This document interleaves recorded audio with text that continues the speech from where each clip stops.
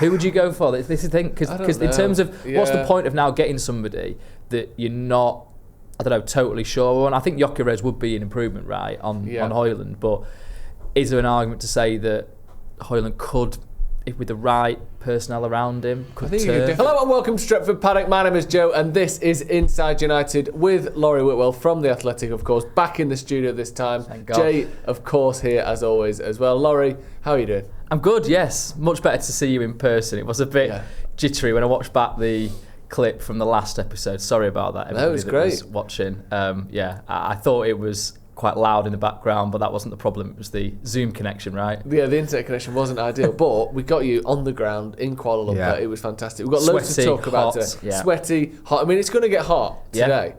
In terms of turn up the temperature. In terms of subject matter, it's going to get a little bit spicy, a little bit. We're going to cook. We're going to cook a little bit. I can't believe we're saying this. We've got loads to talk about. Obviously, loads of transfers. Brian and Mbeumo. This kind of not much.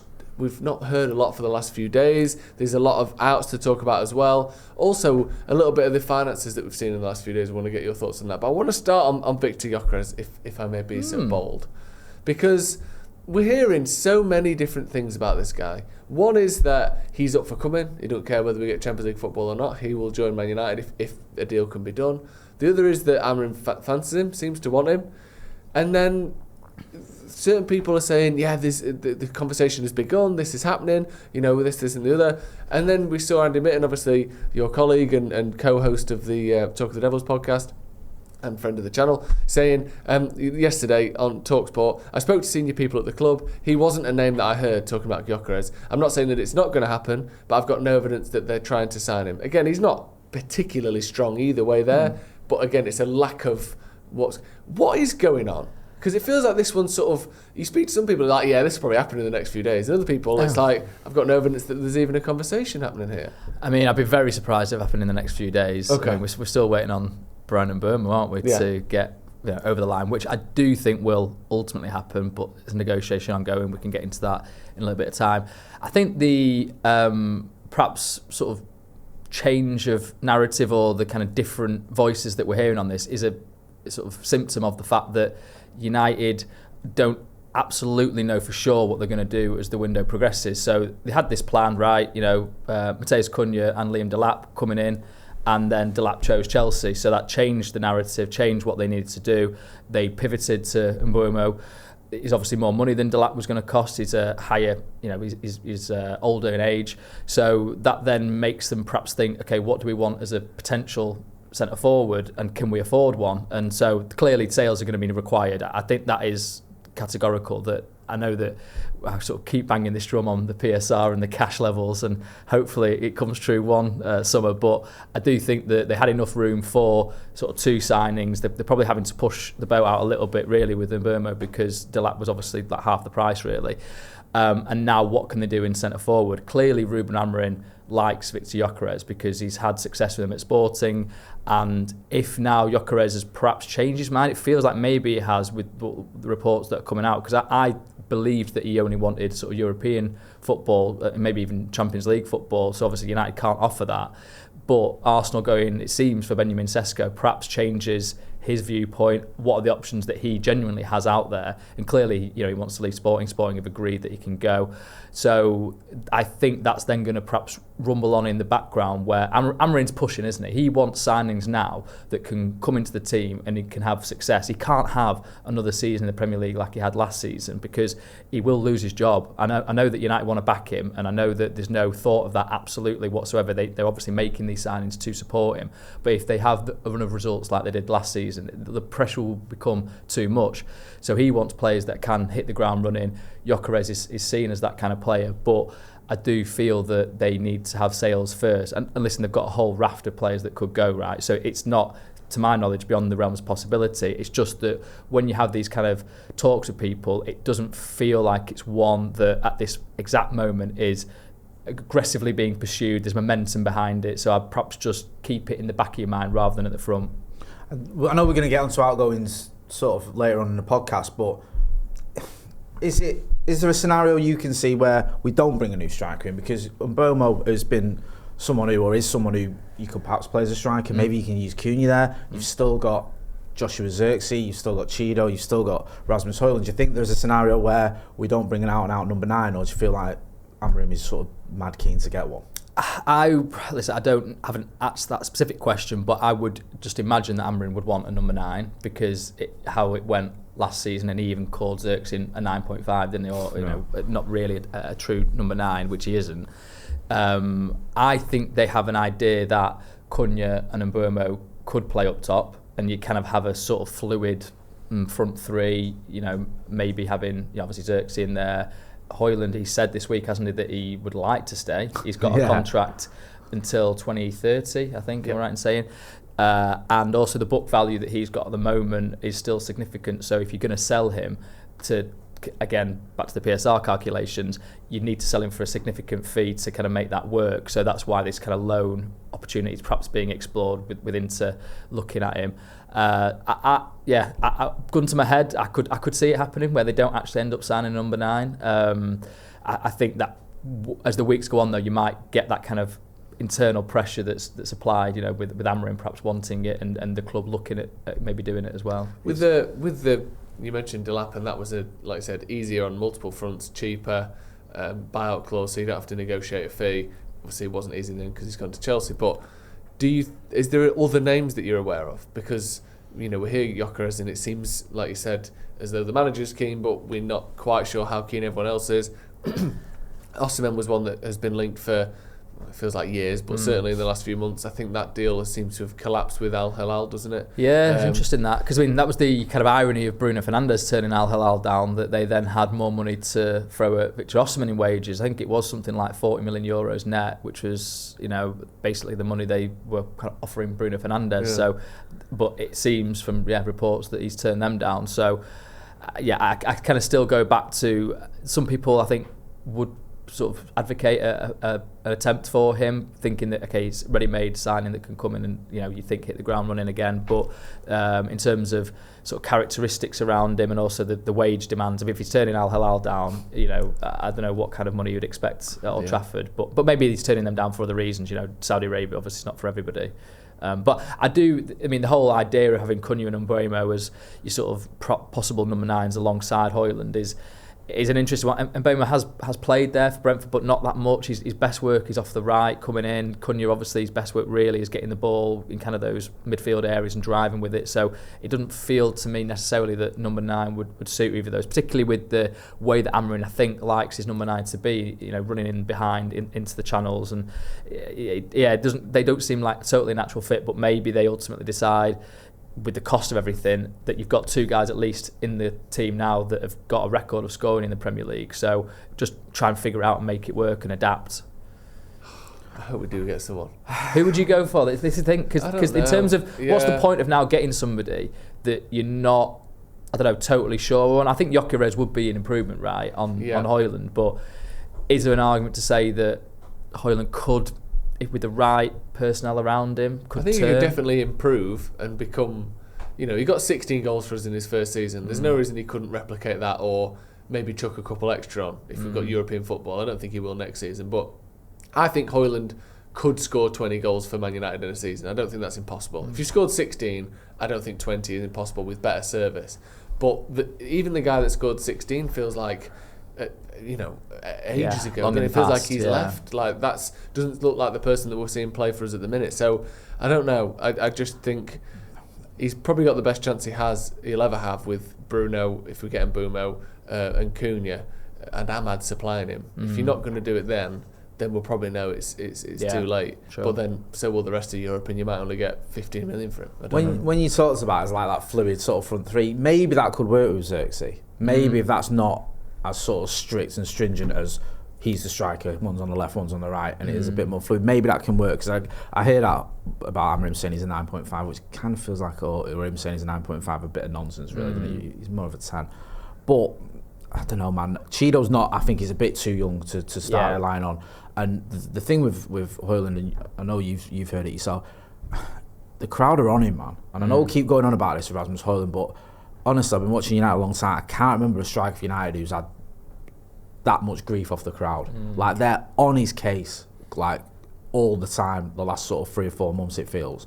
And it seems like he's just a shadow of that player that Joe mentioned there in that first season, who, even when he wasn't scoring, had a bit about him. And I just worry, like, have we sort of got past the point of no return for him? Is he not that guy anymore? And I hope I'm wrong. I hope he turns it around, because it's pretty horrible to see at times when you just see. And also on socials, he's getting it as well. And he's someone who's quite active on socials. Yeah. And I think he probably sees a lot of that, sees the people questioning him or criticising him or just absolutely trolling him. And it does worry me a little bit. So in an ideal world, I think, we'd go out and get Gyokeres. But if there was a report today, like, he's arguing or he's pushing back on Sporting, the fee that fee, because he had a gentleman's agreement from closer to 60 where they want closer to 80 or whatever it is. But even then, can United afford that if we're still trying to get that is if you spent 62.5 on Cunha, 60 odd million on Mbeumo, whatever that ultimately comes down to, and then I'd heard 70 million euros was what Sporting had agreed. Let's see if that's actually what then comes to pass. But yeah, another 60 odd million. It's more than we think they can afford. I mean, okay, again, sales, Rashford, Garnacho, that they could command big money, so maybe it works out that way. With the strikers thing as well, it is. They do have to be the right person. I know we get a lot of like, and I think everyone's guilty of thinking it of like, well, it's got to be better than what we've got. But then you look at like some of the big money transfers in that position in the last few years across the league. Obviously, you've got Hojlund being one of them. He was 60 odd million. You've got Darwin Núñez, which was 80 to 100 million euros, who, you know, has had a decent season, but certainly hasn't worked out as a transfer. Look at Gabriel Jesus at Arsenal, mixture of injuries and form, but he's been nowhere near the 50 million they paid for him. I mean, you can go through a lot of the top sort of teams in the Premier League. I mean, maybe it's a bit too soon to say, but the Solanke to Spurs deal was a lot of money. One of their most expensive ever signings. I thought that was I know it was a lot of money, but I thought that was a good signing for what they needed. And he's been all right. You know, it's not always like you spend big money, you get a great player in return. So we do have to make sure that we are all aligned on who it is and why we're getting them. Just because we need an improvement, 65 million on a bit of an improvement isn't always going to be worth it, is it? So I don't know. I do hope that we find someone and that we see value somewhere. It feels a shame that the Delat one's kind of passed us by, because we did see United seemed genuinely keen on that, didn't they? And now, you know, obviously that, you know, he's gone to Chelsea. That was the worry though, wasn't it? Like, we were speaking to your mate Mark Critchley about when we were in for Delat, it didn't feel like there was a backup. It didn't feel like there was any noise around. If we don't get Delat, we've got another striker lined up. It was just like all in on that. And then as soon as he starts sort of indicating he's heading towards Chelsea, you know, you're getting linked with a little bit of a link with Osimhen or Gyokeres, but it doesn't feel like that's moving forward. And that was a bit of a worry. Well, Barada said, didn't he, over on the tour to MUTV, that, you know, they had a plan for months, you know, and I do think that Cunha and Delat was the plan, but clearly the second part of that plan, if they didn't get Delat, is switching to Mbeumo, really. I think that's what they then decided to do, and now maybe there's even a plan beyond that. You know, you'd hope there would be, but I think you do have to kind of roll with the punches a little bit in the transfer market and evolve your strategy to a degree, depending on what happens. And because imagine if Arsenal decide, no, Gyokeres is who we want to go for, then that's off the table. Whereas it seems like Šeško is who they're going to go for, and let's see if they can get that sorted. If they don't, do they then pivot back to Gyokeres? So there's obviously different sort of paths to follow. I think they obviously just felt we need to get goals in this team, sort of as much of a guarantee as we can, so they've gone for those Premier League ready players. But then if you then, I mean, their approach really has been to sign younger players, developing, you know, Dorgu, Heaven. I think that's ideally what the Delat plan would have been as well. So if you then go for Gyokeres as well, is that like 3 players at 26, 25, 26? So they're in the prime, you know, you kind of want that. It's just that ideally, I think their strategy would be to buy a bit younger, a bit cheaper, and then develop with them. Yeah, I mean, on the Mbeumo front, then let's move on to him a little bit, because it seemed like, I think it was David Ornstein when it initially broke that story that he wants to join United. Yeah. He's had interest from, I think, Arsenal, Newcastle, and other teams as well. They were the sort of the Tottenham have been linked, haven't they? Now Thomas Frank's gone there. How close do you think that deal is? Because obviously we've had the first bid that was rejected. Then there was reports that a second bid had come in. Then other people said no, there hasn't been a second bid yet. That was, I think, last Wednesday. So almost a week now since that first bid. How close are we? Has there been any movement in that time? They're continuing talks, aren't they? I mean, when is a bid? I suppose, you know. I will potentially offer you £50 for that jacket Joe. Would you take that? We were thinking closer to 65. Well, that's not my bid actually, so I'm not going to... So I've rejected your bid. You haven't rejected my bid. I never actually bid. Interesting. So that I'm just trying to get a little bit creative. That's how it is, isn't it? A potential I think you should say way of 50 conversations. You what? I'd say like 50 quid. Where is it from? 50 quid? Where's the jacket you, from? I have no idea. Probably some sort of... Is it a gift? Is it? Why is it secretive about It this was a jacket? gift, actually, this jacket. Okay, very nice jacket it is, though. My friend gave it to me. Okay. I believe it was originally a uniform Have you stolen piece. this jacket? Is that No, why no, you my don't- friend did give it to me, yeah. Right. It's too big for him. Okay. Oh, well, I know, just the man for it. Yeah, exactly. All right, what's that meant to mean? 6'4" Joe Smith. Oh, right, yeah. Felt like a bit of a dig. I'm Big in trying to- Japan. Trying to lose a bit of weight. Okay, so, no. Tall, height, stature. Yeah, okay, yeah. Presence. Thank you very much. Okay. Nicely done. Yeah. So there, Sorry. technically, you didn't put in a bid, but we got closer to knowing what each other would like to spend and sell. Yeah, so I think good that's point. kind of what's going on. You know, United are of a position, I believe, that they won't just, crumble to what Brentford want. We've had this before, haven't we, where, bids have been made and ultimately United have kind of gone higher than they should have done, really. We can listen to Rasmus Hojlund for a start. There was a weird story that came out about him the other day. Oh, go Maybe we'll come back to it in a little bit. No, We'll go talk on. about Hojlund. You've No, piqued me no, interest. we've got a whole Hojlund section. All right, I was about to say, you can't tease us with that. There's a weird story, we can't tell you now. Stick around. We'll talk about it later. An interesting... That's very Really? clever what you've done there to keep people watching the video. Right, I'm you intrigued. It's the best story you've ever heard about Rasmus Hojlund. I love it doing you choice watching is it? TikTok and it'll be like, top 5 craziest things ever caught on camera. Number 1 will shock you. Yeah. And you're like, it's going like 5, 4, 3, 2, 1. Stick around for number 1. It's going to make your tits fall off. It doesn't say that, but you know what I mean? Sorry, that was the first thing that came to my head. Sorry, Laurie. I shouldn't drag you down to my level there. Sorry. It's going to make you good. go mad. Okay, So. yeah, sure. So yes, Back to- stick around for the Hojlund news. It will make your tits fall off. Right.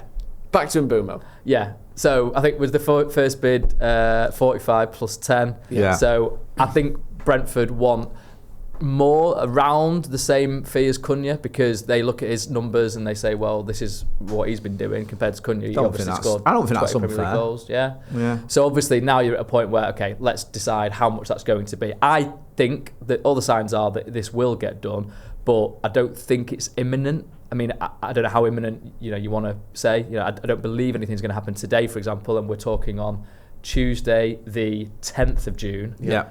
Right. Yeah.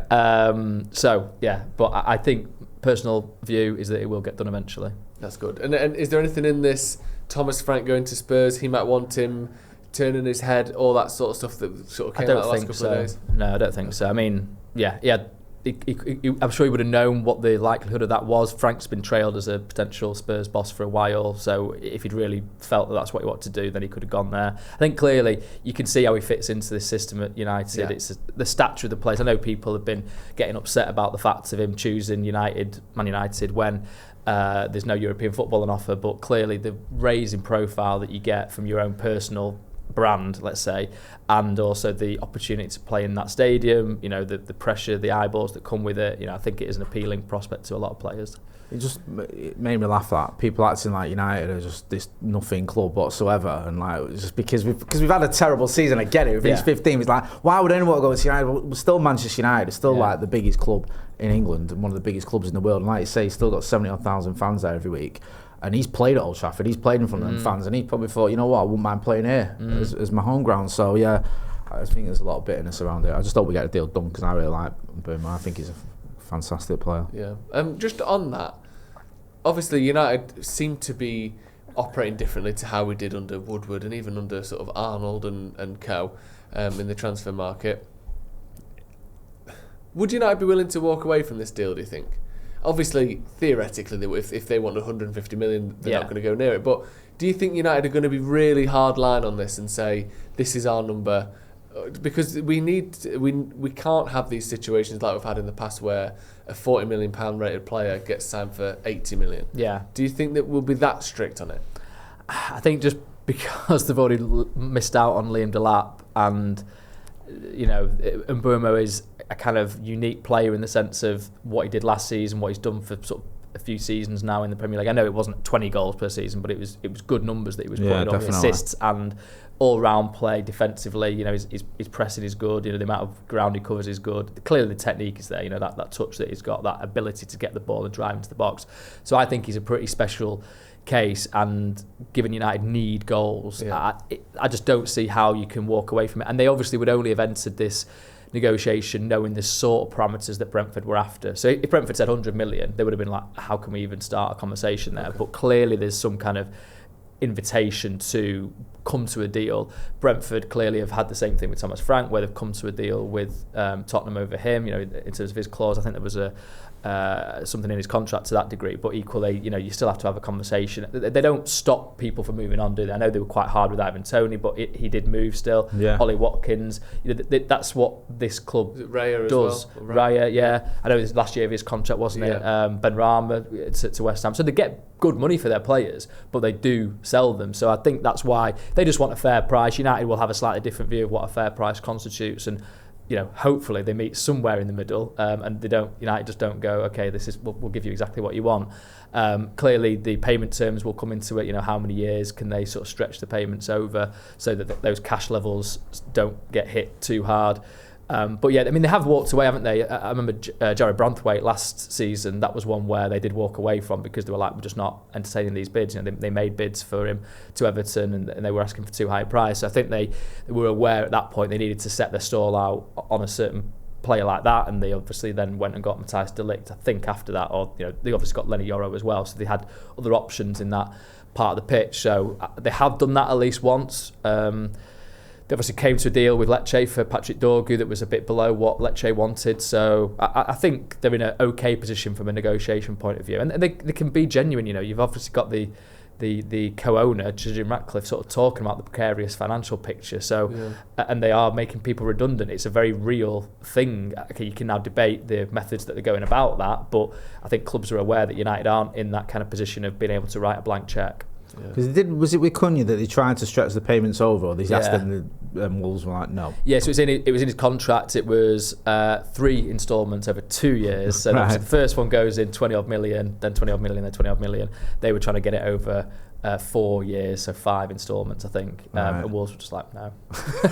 you got to ask the question. Yeah, you asked the question. There's nothing wrong with that. And United obviously wanted to get it done. You know, 1st of June. Transfer window opened. I think it was important to sort of set your stall out there. Yeah. It's a good symbol to the fans as well. I think that I would assume that that Ratcliffe and the new guys still are very much in the proving themselves. Oh, absolutely. Certainly as far as the fans are concerned. But you can tell Ratcliffe knows that as well. Yeah. That interview where he spoke about, if I got the same amount of stick that the Glazers did in a few years' time, maybe I'd think twice about being here. I think he is very well aware of the PR of him and his team, and how for large portions of the last season he was sort of, him and the Glazers were almost seen as one, this kind of bad ownership that was making United terrible on the pitch. But I think obviously he's got, the Glazers have got 20 years of mismanagement and absolutely depleting Man United of every resource they can. Ratcliffe isn't the same as that yet, and I think he's probably massively keen to separate himself and say, even if you don't like me, look at the competent people I've brought in, Brada, Wilcox, etc. Hopefully they're all keen to get this done. It felt like that was a symbol, didn't it? Cunha, first day of the window, big new transfer, here you go. In terms of the finances then, like I said, you've got Ratcliffe, who I think more than once has been compared to sort of Donald Trump with his sort of the way he comes out and just sort of says things, and then people kind of pick up the pieces around him. The whole, we'll be out of business by Christmas if it weren't for all these redundancies, seems to have been pushed back on by different people at times. I pushed back on it. Yeah. Okay, I couldn't remember exactly. I didn't want to sort of throw you under the bus there, but yeah, you pushed back on it. Others have too. We saw an article from The Athletic this week, or maybe it was last week now, I think, talking about not just the financial picture at United, but of other clubs as well. How much United might have to spend. Things aren't necessarily sunshine and rainbows, like you said, blank cheques, but it does seem as though there's a bit more wiggle room there than you might think if you just listen to the words of Jim Ratcliffe, for instance. Yeah, I think so. And it was a key aspect of it that our mate Mark Critchley sort of uncovered, which I sort of helped him a little bit with, on the fact that the accounts that we've been sort of analysing all this time on PSR and FFP aren't actually the accounts that they filed to the Premier League. So it's a different sort of company. So Man United PLC is what is publicly sort of available on the New York Stock Exchange, and we can look at their accounts. They come out every quarter, so they had the Q3 accounts recently, which would look pretty promising actually. I think all the revenue streams were up, and now how much is that the current regime, how much of that is the kind of leftovers from the previous regime, let's see in due course. But the fact is that it's actually Red Football Limited, which United file their accounts from, to the Premier League. They actually have to do it from a company that is in the UK. I wasn't aware of this. This is something that Critch found out, rather than a company that is based abroad. And obviously, as we know, Manchester United PLC is fantastically based in the Cayman Islands for no other reasons than it's a beautiful island to exactly. live on. That's where they all work Yeah, from. if you want to work somewhere, you want to work in the Cayman Islands. It's the origins lovely. of this industrial working class club, isn't it? I think Newton Heath was founded in the Cayman Islands, if memory serves. Yeah. So anyway, so they couldn't do it from there.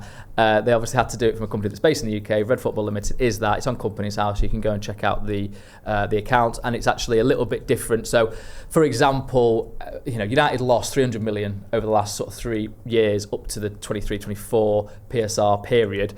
Now that is people thinking, well, you can only lose 100 million for the and you get like points deductions and things like that. So people were like scratching their heads, how is this possible? Well, Red Football Limited, that they actually filed, the losses were sort of 200 million. So I think it was like 111 million difference basically. Part of that is to do with things that they can write off, such as the cost of the takeover. So it's like £47.8 million that kind of, went up in the air, I suppose, to lawyers, to financiers, through the course of the Glazers selling this stake to Sir Jim Ratcliffe, and so that isn't to do with the football activities of the club. So I think the Premier League agree that shouldn't have to come into the calculations of United's operating sort of functions. So so it just kind of unveiled a little bit more about it's still tight, it's still not good, but there's actually a bit more space than we perhaps previously thought. And then obviously they've got the revolving credit facility, that's something like 100 million still on that. They've got sort of 95 million cash, but that's from the borrowings that they've made it into cash.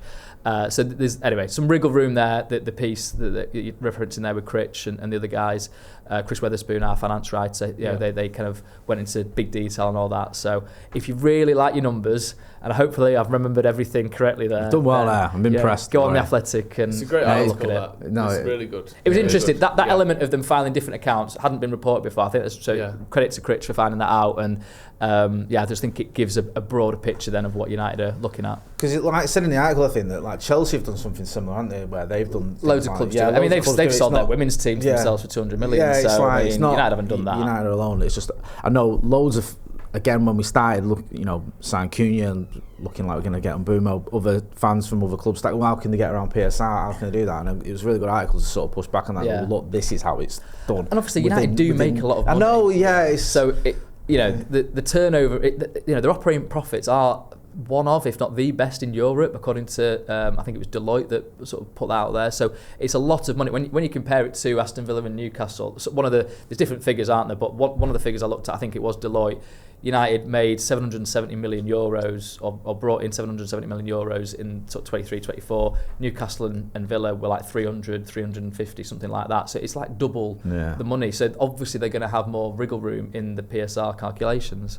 Interesting, isn't it? I've got the list on Companies House here of Red There's Football Limited. Limited. A few companies in the mix on that. Is there? So Red Football Limited is the one I've got here. Under the people section, so this is the people who are the officers of that company. Obviously, you've got all your Glazers, your classics. You're this is like now that's what I call, football. I don't 2005. know. Yeah. You got your Avrams, your Bryans, your Darcys, classic, your Edwards. Kevins. Your Joels, your Kevins. You've got your Mitchell Nussbaums. Oh yeah, Mitch. So he's we mentioned him in a piece actually, didn't we? So who is he?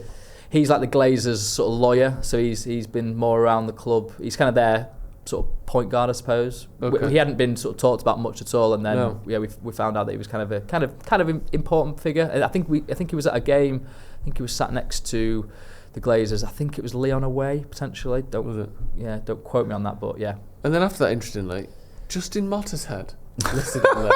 Now, is that because you've got 20 quid worth of Man United shares? Because we used to occasionally go through this. I didn't know you were on the list of the board of trustees for Red Football Limited, Jay. Well, that's 17 quid I think it's up to now that I've got in shares, or part of a share.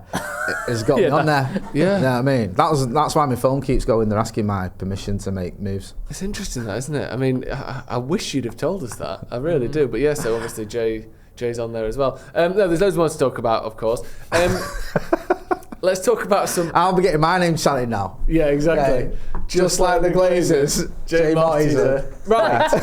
Less of that. Oh God. Let's talk about some of the outs then, because obviously we spoke about the ins, United's potential, United's possible sort of wiggle room, as it were, or wriggle room, shall I say? Wiggle and wriggle. Yeah, I think you went with wriggle, which I liked.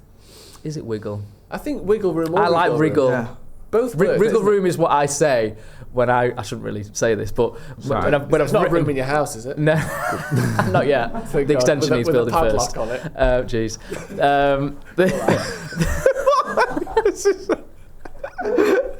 Sorry. Wriggle room. Go on. Wriggle room is when you've got like a story and you're like, I'm sure this is the case, but you just want to give yourself a little bit of wriggle room. So like a transfer, set to. Not will. It gives you that little bit of wriggle room. United are exploring the expected parameters. to. What do you make of all those, by the way? Because it's funny, isn't it? I do use them a bit. I do use. I try monitoring the situation. Monitoring. Keeping tabs is another favourite in it. So can we do a little game of? We'll give you a phrase and you give us the sort of the layman's translation as to what it actually means. Go on. Preparing a bid.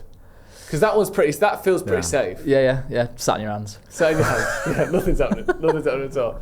Okay. Well, monitoring the situation is one we say. Scrolling Twitter. I like this one. It's similar to monitoring. Being asked to be kept abreast of the situation. Yeah. Oh right. Text back, please. Yeah. Text back ASAP. TB. Yeah. And what's the other that we always like as well? There's a few, man. Monitoring. It's this whole lexicon, isn't it, that's become a thing because of transfers just being such a interesting aspect of journalism of football for people. Like it's a whole industry in its own right. So then this kind of, you have to sort of move stories on, but if nothing's really happened, how are you moving them on? And so this kind of language has developed naturally. Another one that keeps coming up is instructed. Like Ruben Amorim has instructed United to monitor the situation. Like they're throwing instructed now. Like that means something. That might mean, I don't know. Yeah, Amorim, I think he does do a lot of instructed. That's like literal. Yeah, because instructed, force of personality or whatever. But there's loads of phrases and words that are only used by journalists. Absolutely. Like you would never say that, would you? How's things going with that new toilet? I'm monitoring the clutch. I'm monitoring the situation with the clutch. Keeps sticking in second gear. I've rang Halfords and I've been asked to be kept abreast of the inner tube situation. What do you think of the wine menu, sir? I've instructed my partner to. Yeah, I should have a little look at that. We'll be conducting negotiations on her behalf at this point. We've sent intermediaries to the bar to get me a pint of lager. No one's talking like that. I love it. It is great. Right, let's talk about some outs then. Because all this ins and fun, we can get rid of that. We need the yin to the yang, don't we? Yes, exactly. So to fund some of this stuff, or potential future transfers, United needs to get rid of a few players. I feel like the big place to start is Garnacho.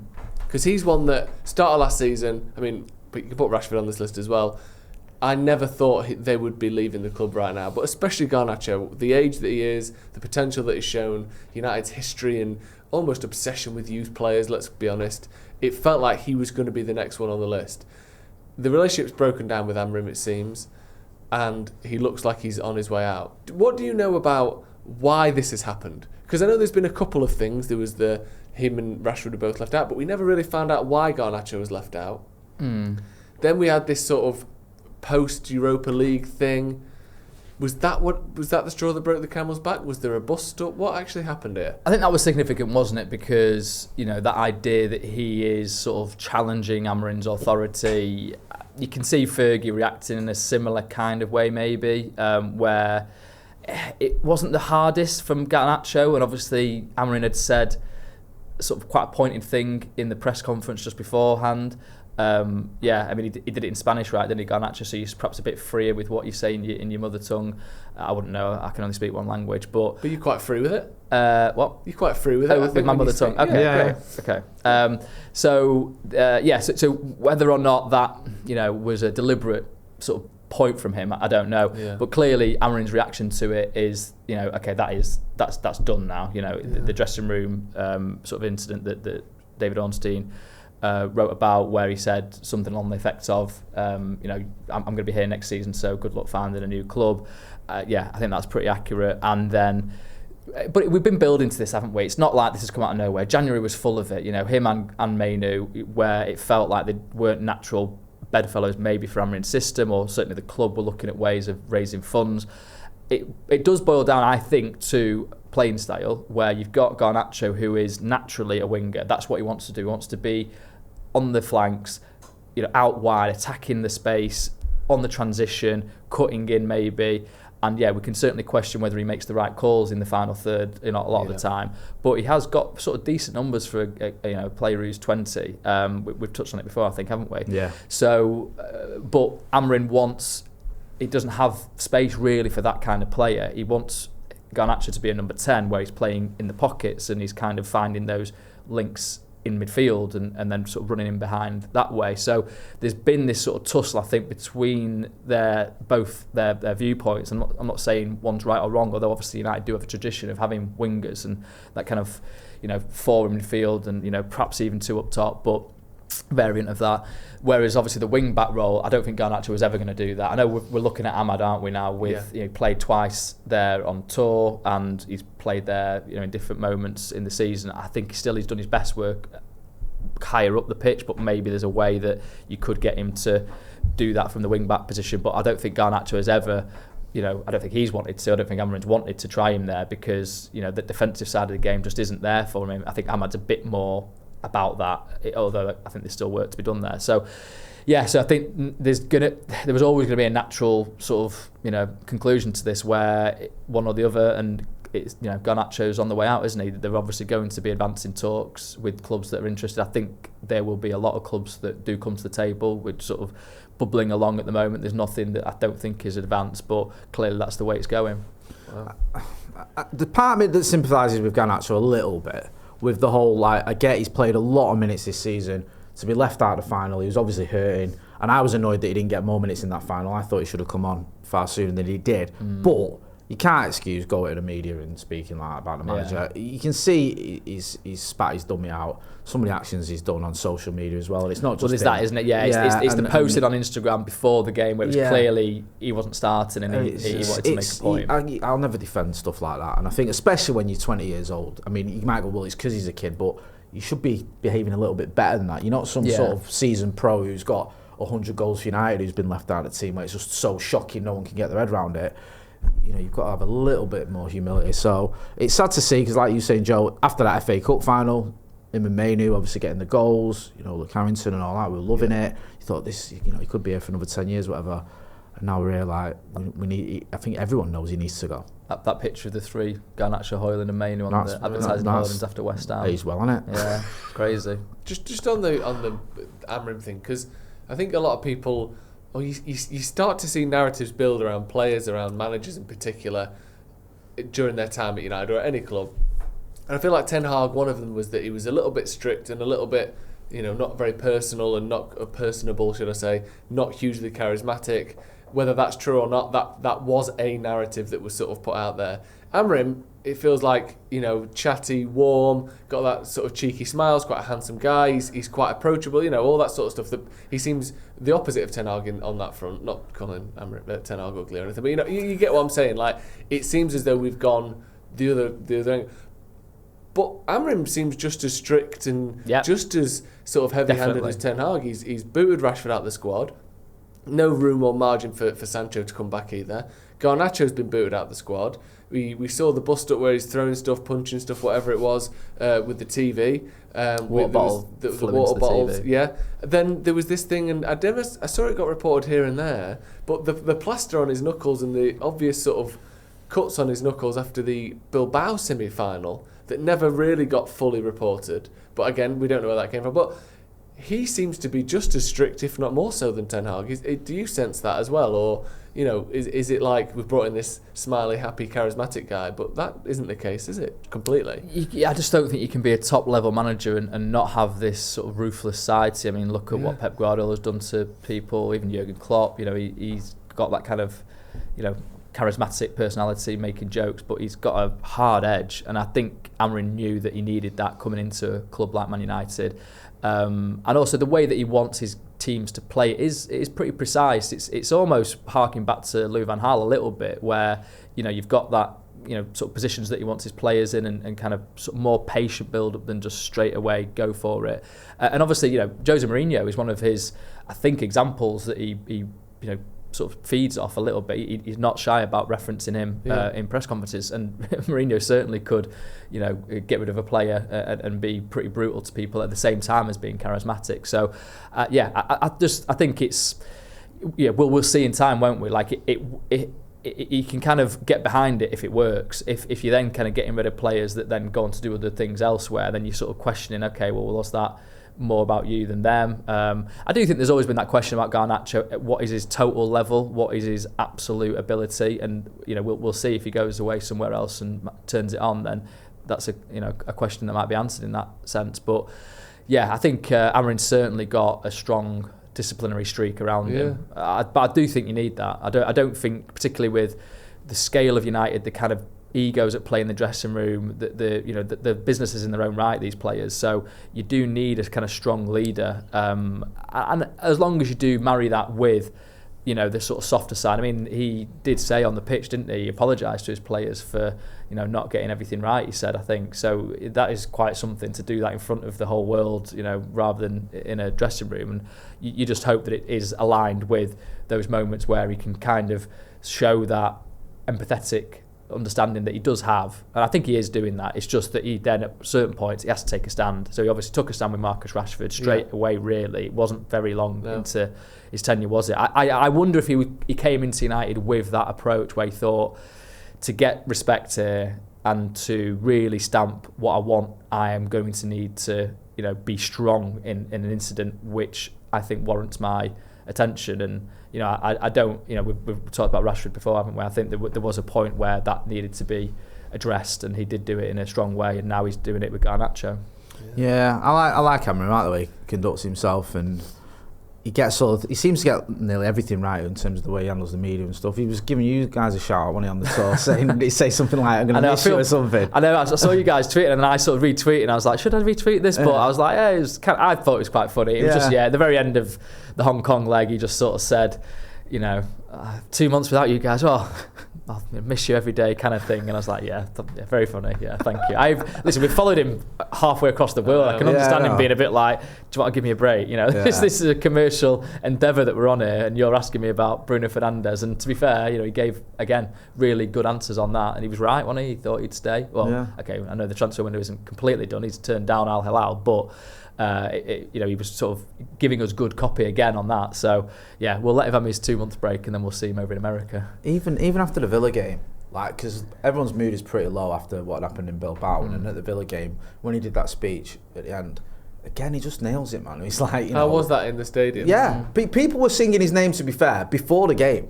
Like, people were doing the Ruben Amorim chant, which you thought actually is people going to just be adding off because of what happened in the Europa League. I don't think giving up on him completely, but just being a bit, aggy and a bit moody because it's still suffering. There was a bit of that in the final, wasn't there? I think. Yeah, a little bit of that, a little bit of anger, especially the way it had panned out and everything. But they were saying his name, and then afterwards, that speech was very well received, I thought, because he said, I think he said the right thing. And look, I warned there was going to be a storm. I had 2 wins and a draw, and I said the storm is coming. And he said, but we've had the storm, and now it's like the good times are here. And I think we needed a bit of that. Because if he'd have said, well, you think that was a storm, next season's going to be worse, we'd have been like, what are you on about? I'm done. But he said the right things, and now obviously, I know everyone says it, he's just got to prove it, and he's got to deliver next season, because it's a huge one for him and for the club. Yeah, massively. Do you know before when I sort of teased that sort of Hojlund stuff? Oh yeah, I forgot about that. It's Antony it's about, it's not about... Oh, Joe. Clickbait, Joe. I clickbaited on it. You've proper clickbaited. Wow. We've clicked on it. Yeah. Massive Hojlund update. Yeah. Headshot of Hojlund. You will not believe this story about Rasmus Hojlund. Yeah. And you click on it, it's like, oh, Antony's bought a new car. I've noshed it. You won't believe this story because it's actually not about Rasmus Hojlund. It's not about you'd be a fool to believe it because it doesn't exist. It's actually. But it is about Antony, and I'm going to start with this. Did you see this thing that came out about by Erik ten Hag's agent? So you're very lucky that I clicked on this very briefly before coming on here, but you are kind of throwing me a little bit under the bus because I don't know exactly what you're going to say. Well, what I'll do is I'll say the quotes because they are genuine quotes from a book. Sure. And then we can just vibe. We can vibe it out. Okay. So Kees Voss, who supposedly is Ten Hag's agent, right? Yeah. was writing in a book that I believe is about Liverpool. Boo. The book is called Liverpool and the Dutch. Okay. But they spoke about the Antony deal and the amount of money that we ended up spending on Antony. Because obviously now, one of the big issues this summer is finding a buyer for Antony, who we'll speak about. So they said, Kees Vos said, Ten Hag and Vos, speaking in the third person, were not in favour of this and wanted to stop the transfer about the amount of money that we were going to have to spend on him. But the club wanted to push through at all costs because Arsenal was also interested in Antony. The risk of a strong competitor would be great, and ultimately United paid almost €100 million for Antony. Although Ten Hag did not support this transfer, it stuck with him through his entire time at Manchester that he took the attacker from Ajax for this ill-fated amount, who was never able to fulfil his promise. First of all, we don't know if that's actually true. It has been said, so the quote itself is legit. What do you make of that, and maybe contrast that to how United are trying to operate now? Okay. Certainly, I remember at the time, I've written loads about this, but Ten Hag wanted a striker that summer. They couldn't get a striker. Cody Gakpo was on offer as well, but in the end, I think everybody decided to go for Antony. I think Erik ten Hag certainly did want him. Because Gakpo didn't move till the January to Liverpool. So United decided they couldn't afford both, I think they even agreed personal terms with Cody Gakpo. Wow. It was kind of advanced anyway. PSV had said, we'll let him go for this amount of money, something like that. But then Antony, I'm trying to remember back, why was Antony particularly selected? He was already on the list that United had with the scouts, definitely, because they knew they wanted a right winger, because you had the issues with Jadon Sancho, who wanted to play left wing, really. You had the issues with Mason Greenwood, and so they needed a player for that role, and they thought, okay, well, actually, maybe we don't get a central forward, but we'll get a winger. And now, I do think Erik ten Hag wanted him, but I don't think he did sign off on the amount of money that it ultimately cost. I'm sure he was pressing behind the scenes that he wanted more reinforcements, because if you think back, he'd lost the first 2 games of the season. Had he lost both by that point? I think he had, because then Antony made his debut against Arsenal, didn't he? And he scored and did celebrations. Did about 4 celebrations, didn't he? More celebrations than goals. Although he scored in his first 3 Premier League games. I know, he was flying, wasn't he? And now he's flying at Real Betis, so let's see how that one goes in the summer.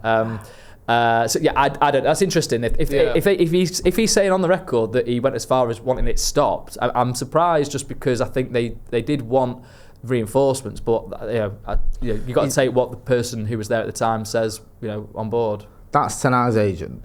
Yes. Saying that. Yes.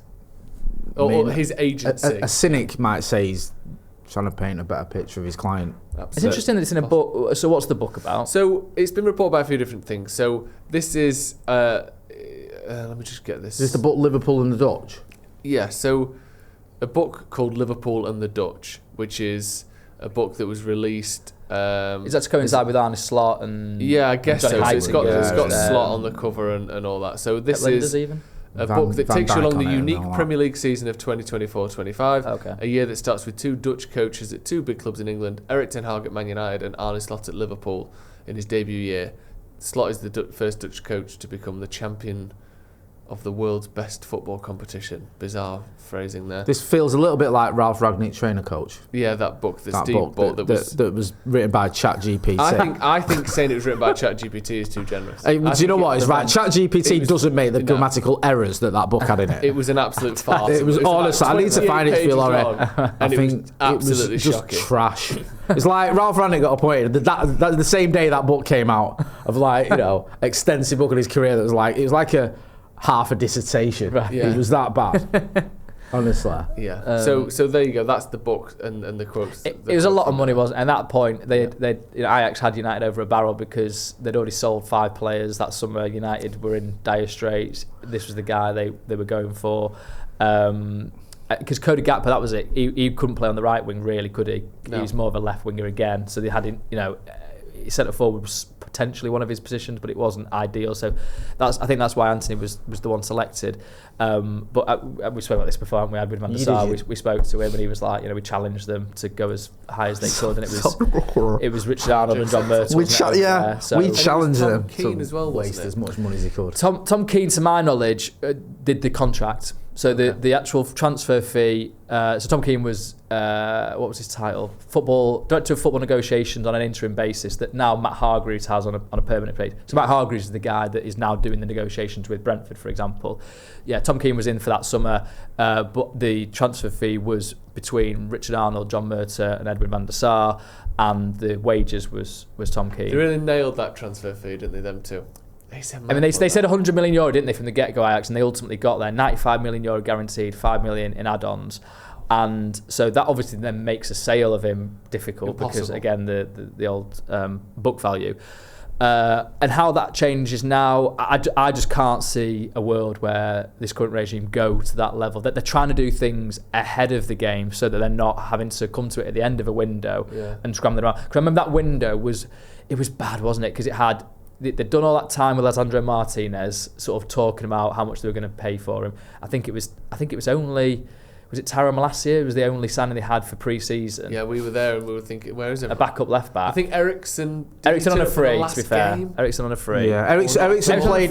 We saw Ericsson's debut in Norway, so he played. That was his first game. That was after the tour, then, wasn't it? No, well, yeah, it was after the tour, but it was part of pre-season in Norway against, was it Atletico? Right. So he played in that game. So it was also after the event. It was all like, and then it was. Because Malacia was chasing the Frankie guy de Jong. So it all just Rabiot, remember the Rabiot? Arnautovic was in there. Arnautovic, they sort of thought, well, let's go for him, and then the kickback happened, and they were like, the fans have said no, so we'll not get him. The merest of research that we didn't do. So we've looked at Twitter, and we thought we'll leave that one. Oh, nice one. That's a great way of doing transfers, isn't it? Yeah. Really weird window. That was daft. Yeah, it was. Let's talk about Rasmus Hojlund then.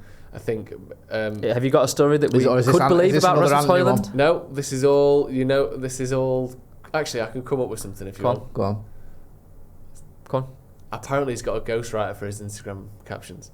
Apparently, hires. Really? Yeah. Do you know what's he called? You know him. Lives in Manchester. Lives in Stockport. My dad. No, Jason Manford.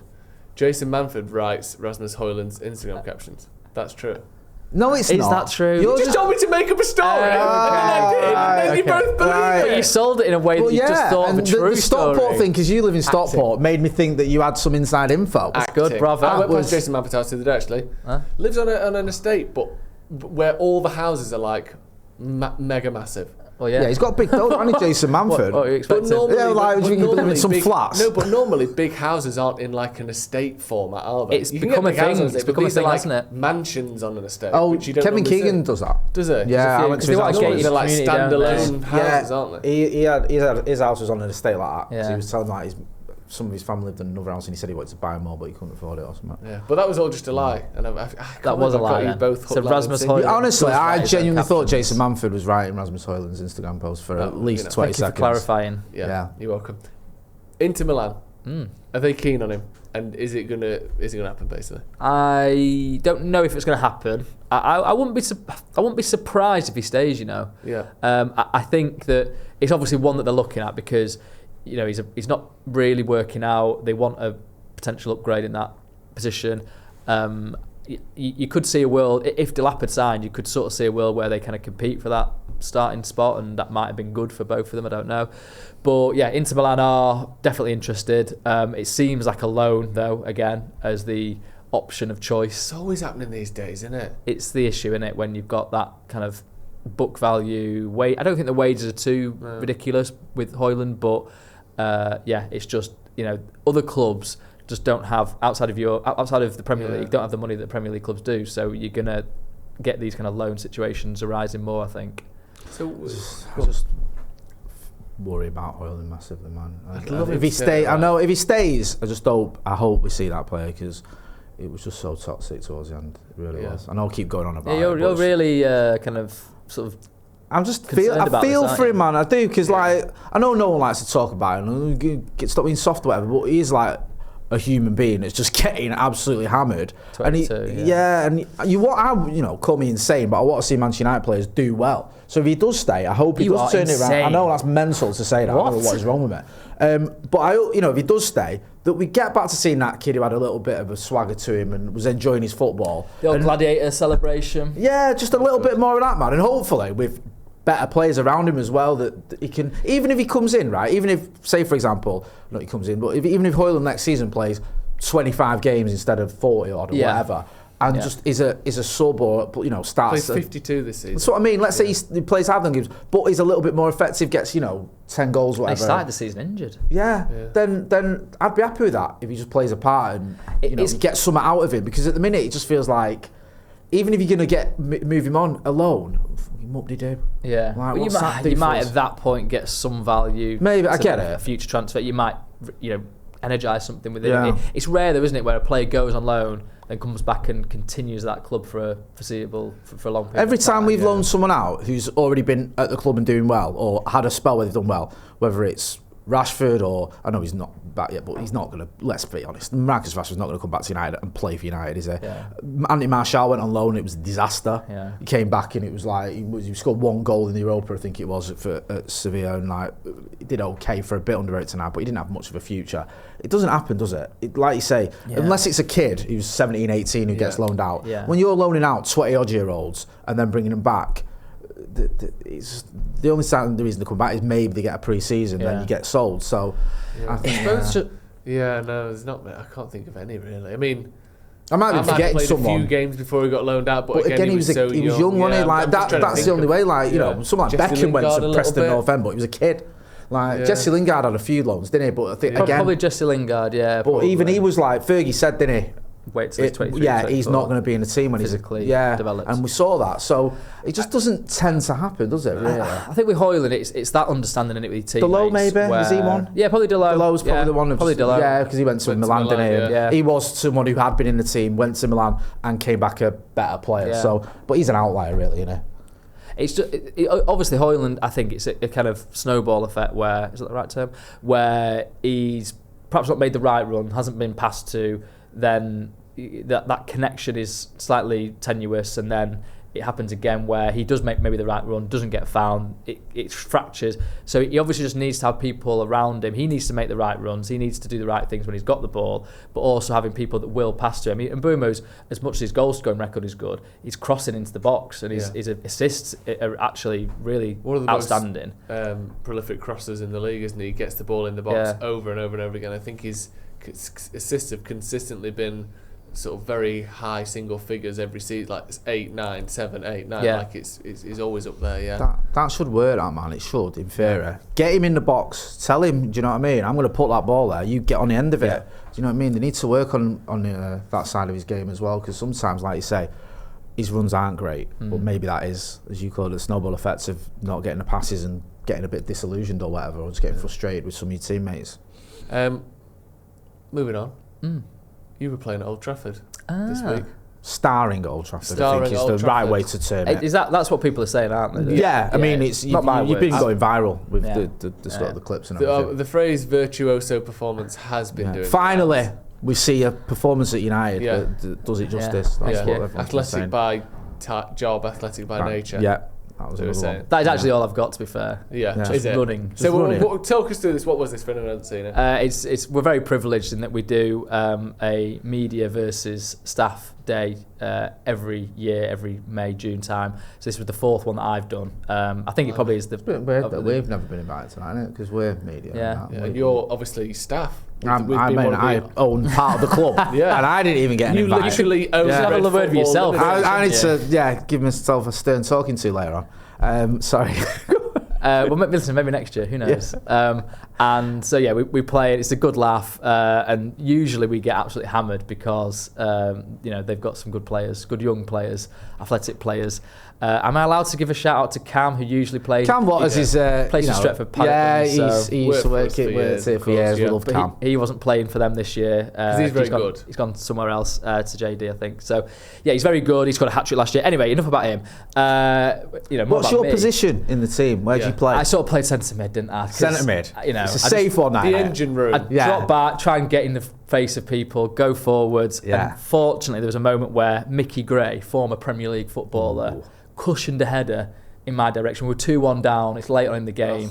got Sam Homewood, who has been leading the line fantastically, I have to say. Full-time Devils running in between. alumni. Sam used to be the presenter on Full-time Devils. Did he? Yeah, Oh, so he started. Yeah, he was, wow. He was a legend, Sam. So he's MUTV, that's his kind of baby, isn't it now? Yeah. So he was making runs in behind all afternoon. I have to say that he did miss a few chances. Did he? Because I've seen the good PR he's put out about his 2 goals in front of the Stretford. He scored 2. Yeah. First half, he put one over scoreboard end, and second half, he allowed the goalkeeper to save one. I also put him through with a sort of nutmeg through a player that he was racing onto, and the linesman flagged him offside. And now people on the touchline, I couldn't see, but the people in the dugout are saying he was onside. Wow. So that could have been another assist. This is why you need VAR at these games. Joke. Do you know what I mean? That's robbed you of an assist. I did actually have a word with him, and he said he was offside, the linesman. So he's sticking by his call, which is fair enough. I don't know. We don't know, do we? But anyway, there was finally a moment after this Mickey Gray, header, threaded the pass. Sam did the business. 2-2. Oh, we go away with a draw, respectable, having not been hammered. So well done.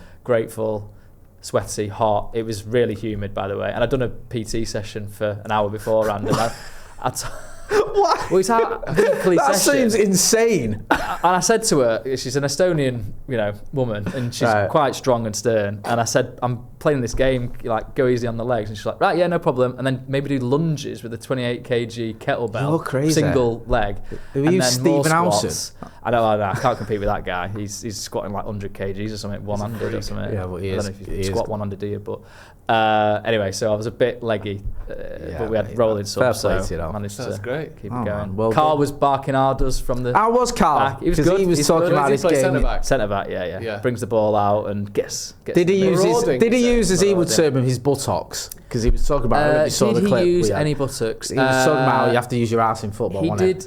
I got out-muscled actually by Michael Gibson at one point, who's a very good footballer, who I have to mention his touch. He did 2 touches, one back heel in mid-air to set up a chance, and then another. The ball was falling from orbit, and he managed to control it. I'm glad he barged me off the ball at one point. I didn't get invited to this game, to be honest. It's good stuff. It's pretty. It gets competitive. Well, we'll see. Does it? A little bit of argy-bargy. Mark Critchley was playing as well, I have to say, wing back, and David Ornstein was playing. So the athletic lads were admitted not involved in this. He wasn't available. He says this. We're doing the podcast tonight. He's like, I've not done it again, and I was like, Andy, come across, because he's from a footballing family, isn't he? Yeah, Charlie Mitten, he was a great uncle, was it? Great uncle, played for United. Legend his in the 40s. Brother played for FC United. Yeah, Jose is a decent footballer. So I think Andy's probably got a bit about him, right? But I've never seen him in the flesh. So maybe there's a reason for that. Maybe he sort of, doesn't want you to see either A, he should be starting for United right now, or B, he didn't get the family football genes. Yeah, I'd love to see it. Have you never even had a kick around or anything with him? I reckon he's decent. Oh, on Hotel Football before. We did we did a recording of the podcast on Hotel Football. Obviously, they've got a football and a. Have you played up there? It's really hot. It's horrible. We did it when it first opened. We played there as just because you could play there 5-a-side. We did a game there, and it was horrible. It's the worst 5-a-side game I've ever played in because it was just like you had no energy after about a minute. It was just roasting. Is there no ventilation? Well, I wasn't when this was years ago. It's probably about 7 or 8 years ago. Probably a bit longer. It was. Whenever it opened anyway, it was just horrible. Yeah. I did see him there, to be fair. He can kick a ball. I've seen him put places a few to sort of leather. Verbal crunching tackles on your own Talk of the Devils podcast. Not he does, football, but he's willing to sort of stick the boot in. That's my game. I was sort of heckling from the sidelines as well. A little That's bit. what I'm good at that football. A bit of motivational speaking. Was it cool playing at Old Trafford? Oh, it's mega. It's ridiculous. Yeah. It's such a privilege, and who knows if it keeps going beyond this year. But to be able to. Changing the dressing room and then go out. And it's were you in the home or away pitch. dressing room? We actually were all in the home together, so it's 2 squads all together. Yeah. So it was quite close. It's a bit cozy. I've got a couple of other questions actually, if you don't mind. Oh yeah. Just quick ones. Go on. Because this is just about the Athletic generally. Okay. We can. It's got a glint in his eye here. Well, I don't know where this is going. No, don't get me sacked. Can I have a job? No, it's not that. So. I would say the Athletic is maybe number 1, or certainly very, very close to number 1 in terms of reliability and sort of reputation for transfers. Just generally, it's so well regarded. I know that was a kind of focal point of the organisation from the start. But how do you conduct your transfer stuff? So, obviously, David Ornstein in terms of following, reputation, just the broadness of his coverage is like unmatched. Him and sort of Romano kind of are the two probably biggest name transfer guys in the game. Do you have an Athletic document that has all of the players on with the latest on those players?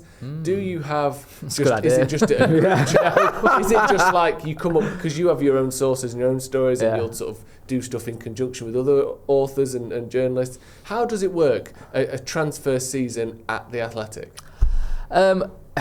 Obviously, we've got lots of staff, and we each really have a club to cover. It's slightly changing as we're owned by the New York Times, so it's changed a little bit since the takeover. But yeah, Orny's a man apart when it comes to transfers. His contacts book is absolutely incredible. I obviously don't know it, but like you just from the stories that he tells, you can understand the lengths that he goes to make sure he's correct.